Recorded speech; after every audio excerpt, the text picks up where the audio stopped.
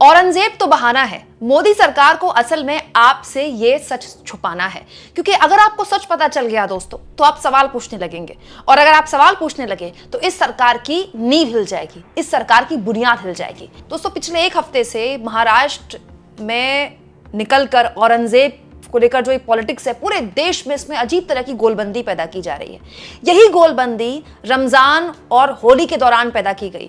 ये तो हमारे देश के हिंदू मुसलमान भाईचारे की मिसाल है, ये हमारे देश के हिंदू मुसलमान भाईचारे की मजबूती है कि देश की ये दोनों कौमें समझ गई कि ना तो रमजान पहली बार आ रहा है, ना होली पहली बार आ रही है। जैसे आज से पहले रमजान और होली साथ मनाते रहे, वैसे ही इस बार भी मनाते रहेंगे। इसलिए होली शांतिपूर्ण तरीके से निपट गई, जबकि गोदी मीडिया और हमारे हुक्मरानों की पूरी कोशिश थी कि कुछ ना कुछ गड़बड़ इसमें हो जाए। लेकिन जो होली और जुमा नहीं कर पाया, वो औरंगजेब की कब्र ने कर दिया। नागपुर में फैली हिंसा से एक बार फिर वही बहस शुरू हो गई है जो पिछले 10 साल से झेल झेल के हम पक चुके हैं, हमारे कानों से तेल निकल चुका है, हिंदू मुसलमान की बहस। दोस्तों आज मैं आपको इस वीडियो में बताऊंगी कि एक्चुअली में इस सरकार के सामने एक मुसीबत खड़ी हो गई है, और उस मुसीबत को छुपाने के लिए जानबूझकर ऐसी बहस क्रिएट की जा रही है, क्योंकि ऐसा करके वो आपके सामने एक सच छुपा सकता है। सबसे पहले दोस्तों मैं चाहती हूं कि आप इस तस्वीर को देखिए, कितनी सुंदर तस्वीर है। आज सुबह जब दुनिया भर में तस्वीर आई तो पता चला कि एक ऐसा समाज भी होता है जहां पर साइंस को कितना सेलिब्रेट किया जाता है।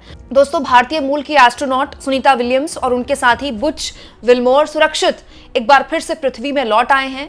सोचिए 9 महीने से स्पेस में फंसे थे स्मिता और बुच विल्मोर, और उनको अमेरिका वापस ले आया। मतलब किस लेवल पर टेक्नोलॉजी दुनिया में पहुंच गई है, आज दुनिया इसको सेलिब्रेट कर रही है। कितनी सुंदर तस्वीरें हैं ये। और उसी बीच मैं चाहती हूं कि आप इन तस्वीरों को भी देखें। गुजरात के झूलासन में जश्न मनाया गया सुनीता विलियम्स की वापसी का, क्योंकि दोस्तों गुजरात के इसी गांव से सुनीता के पिता ताल्लुक रखते थे। सुनीता भारतीय मूल की है और सुनीता के पिता यहीं से थे। तो कहा जा रहा था कि पूरी रात इस गाँव के लोग सोए नहीं, और जैसे ही पता चला कि सुनीता विलियम्स पृथ्वी में लौट आई हैं, सुरक्षित लौट आई हैं, वैसे ही यहाँ पर लोगों ने पटाखे फोड़े और जश्न मनाया। ये खुशी न केवल सुनीता विलियम्स के वापस लौटने की होनी चाहिए दोस्तों, बल्कि ये खुशी इस बात की भी संकेत देती है कि हमारा समाज साइंस को कितना पसंद करता है। साइंस की वजह से ही तो ये वापस आया ना। सोचिए दुनिया टेक्नोलॉजी में कहां पहुंच रही है कि बहस इस बात पर हो रही है कि किसका एआई बेहतर है, अमेरिका का चैट जीपीटी या फिर चीन का डीप सीक। और हमारे यहाँ किस बात पर बहस हो रही है कि औरंगजेब की कब्र कौन खोदेगा, औरंगजेब की कब्र खोदने वाले को फलाना इनाम देगा कि ढिमकाना इनाम देगा, कि इतनी जमीन मिलेगी, कि इतना कैश मिलेगा। ये सब कुछ सोची समझी रणनीति के तहत किया जा रहा है दोस्तों मेक इन इंडिया का जो नारा इस सरकार के मुखिया नरेंद्र मोदी ने दिया था, उसके परखच्चे उड़ चुके हैं। और ऐसे परखच्चे उड़े हैं कि वो भारत के लिए एक बहुत चिंता का सबब है। एक ऐसे दौर में जब अमेरिका लगातार भारत को टैरिफ के मामले में आंख दिखा रहा है। ये तस्वीर दोस्तों देखिए, आर्टिकल की है बिजनेस स्टैंडर्ड की, बहुत ही प्रतिष्ठित बिजनेस स्टैंडर्ड का अखबार है, जिसमें लिखा है कि फरवरी में 10.9% यानी कि ऑलमोस्ट 11% आप कह सकते हैं, जो एक्सपोर्ट है भारत का वो कम हो गया है। This is huge, this is dangerous, क्योंकि हम पहले ही वो देश हैं जो इंपोर्ट बहुत ज्यादा करते हैं, एक्सपोर्ट कम करते हैं। और उसमें भी फरवरी का यह आंकड़ा बताता है कि ऑलमोस्ट 11%, 10.9% हमारा जो एक्सपोर्ट है, जो सामान हम विदेश में भेजते हैं, वो कम हो गया है। देखिए India's export shrink 10.9% in February, worst show in 20 months. 20 महीने में ये सबसे बड़ी गिरावट है। 20 महीने में सबसे ज्यादा अगर हमारा कभी एक्सपोर्ट गिरा है तो पिछले महीने गिरा है।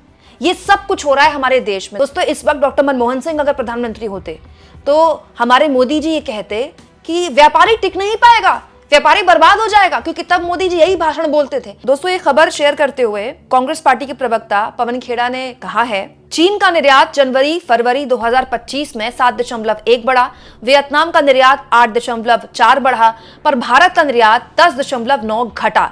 जब पड़ोसी देश अपने व्यापार को आगे बढ़ा रहे हैं, तब मोदी सरकार की नीतियों ने भारत को पीछे धकेल दिया है। चीन अब भी वैश्विक निर्यात में शीर्ष स्थान पर बना हुआ है। इसका मुख्य कारण है चीन की मजबूत विनिर्माण यानी कि मैन्युफैक्चरिंग क्षमताएं, सरकारी समर्थन, व्यापक लॉजिस्टिक्स इंफ्रास्ट्रक्चर और आक्रामक व्यापार नीति। बांग्लादेश जैसे पड़ोसी देश ने भी आज कपड़ा उद्योग में जबरदस्त बढ़त बनाई हुई है और ये चीन के बाद विश्व का दूसरा सबसे बड़ा रेडीमेड गारमेंट निर्यातक बन चुका है। इसके प्रमुख कारण है एमएसएमई को मजबूत समर्थन और विशाल उत्पादन क्षमता। बांग्लादेश में हजारों गारमेंट फैक्ट्रियां हैं जो बड़े पैमाने पर उत्पादन करती हैं। वियतनाम भी वैश्विक व्यापार में तेजी से उभर रहा है। जनवरी फरवरी 2025 तक वियतनाम का निर्यात 8.4 बढ़ा। इसके पीछे भी कई कारक हैं, जैसे मजबूत एफडीआई। वियतनाम ने इलेक्ट्रॉनिक्स, ऑटोमोबाइल और टेक्सटाइल सेक्टर में अपनी आर्थिक नीतियों के कारण भारी विदेशी निवेश आकर्षित किया है। जब तक हम एक आयातक राष्ट्र में निर्यातक राष्ट्र नहीं बनते, तब तक अंतर्राष्ट्रीय व्यापार में भारत की स्थिति कमजोर बनी रहेगी। सोचिए, बांग्लादेश और वियतनाम कितने छोटे मुल्क हैं। चलिए, चीन तो हमसे बहुत ही आगे है। चीन से तो खैर हम अपनी तुलना ही नहीं कर सकते, बहुत ही बड़ी अर्थव्यवस्था है। तुलना तो चीन और अमेरिका की होती है। लेकिन वियतनाम और बांग्लादेश, भाई बांग्लादेश को तो बनाया हमने है। पाकिस्तान के 2 टुकड़े करके बांग्लादेश बनाया इंदिरा गांधी ने। बांग्लादेश हमारे बाद का मुल्क है, बहुत दशकों बाद का मुल्क है। वो मुल्क मर्केंडाइज एक्सपोर्ट में हमसे आगे निकल चुका है। वियतनाम जैसा मुल्क हमसे आगे निकल रहा है और आगे निकलने की बजाय हम श्रिंक हो रहे हैं। किसमें? एक्सपोर्ट में दोस्तों, वो जो ऑलरेडी हमारे पास कम है। इस बीच एक और खबर मैं आपके सामने रखना चाहती हूं, इसको भी गौर से देखिए। दोस्तों, मोदी सरकार ने संसद में यह जानकारी दी है, कुमकुम बिनवाल की जानकारी नहीं है। मोदी सरकार ने संसद में यह जानकारी दी है कि पिछले 10 सालों में 16.35 लाख करोड़ रुपए राइट ऑफ किया गया है। मतलब बैंकों का 16.35 लाख करोड़ डूब चुका है, जिसको एनपीए कहा जाता है।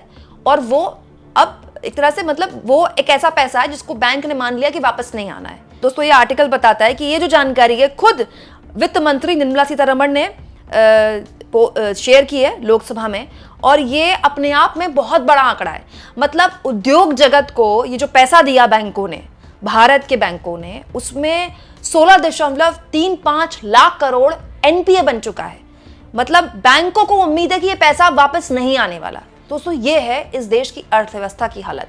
शेयर बाजार अपने 30 साल के सबसे नीचे स्तर पर लगातार गिरावट में है। हालत यह है दोस्तों कि आईटी सेक्टर जो अमूमन सेफ माना जाता था, उसके शेयर भी लगातार गिर रहे हैं। रुपया तो न जाने गिरने का ऐसा रिकॉर्ड बना रहा है कि कंपटीशन चल रहा है कि भारत सरकार की साख गिरेगी या फिर रुपया ज्यादा तेजी से गिरेगा। जो हालत रुपये की हो रही है, अगर मोदी सरकार के रहते रहते $1 = 100 रुपीज भी हो जाए तो भी आपको हैरानी नहीं होनी चाहिए। दोस्तों, देश की अर्थव्यवस्था एक बहुत ही संकट भरे मुश्किल दौर से गुजर रही है, तब जब अमेरिका में बैठे ट्रंप लगातार भारत को धमकियां दे रहे हैं टैरिफ के मामले में। केवल धमकियां नहीं दे रहे हैं, लगा दिया है उन्होंने टैरिफ। 12 मार्च से स्टील और एल्यूमिनियम पर टैरिफ लगा दिया गया है 25%। हर मुल्क पे लगाया है, भारत में भी उसका प्रभाव पड़ा है। भारत भी स्टील और एल्यूमिनियम भेजता है अमेरिका में। और हम किस बहस में हैं?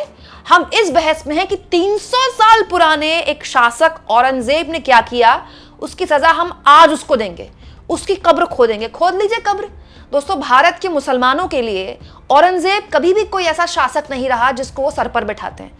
भारत के मुसलमानों में शायद ही कोई अपने बच्चे का नाम औरंगजेब रखता है, बहुत ही कम देखा है मैंने, 1-2 कभी मुश्किल से देख लिया हो। तो भारत के मुसलमानों के लिए औरंगजेब कभी कोई आइकॉन नहीं रहा। खोद लीजिए कब्र। वैसे भी उसकी कब्र में आपको कुछ मिलेगा नहीं, क्योंकि कुछ बचा भी नहीं होगा, 300 साल पुरानी बात है। लेकिन उसकी कब्र खोदकर अगर रुपया मजबूत होता है, उसकी कब्र खोदकर आपका एक्सपोर्ट बढ़ता है, और उसकी कब्र खोदकर अगर इस सरकार के रहते जो बैंकों का एनपीए डूबा है, जो बैंकों का पैसा डूबा है, वो वापस मिलता है, तो खोद लीजिए।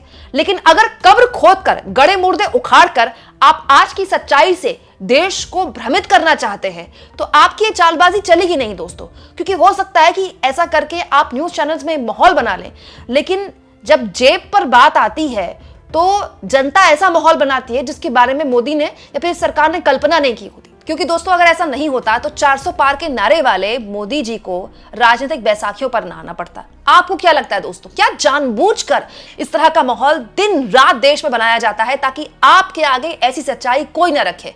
कमेंट बॉक्स में जरूर लिखें, और जितना हो सके चैनल को शेयर करें, सब्सक्राइब करें, और थैंक्स और ज्वाइन के ऑप्शन से दोस्तों अगर आप चाहें तो आर्थिक तौर पर भी चैनल की मदद करें।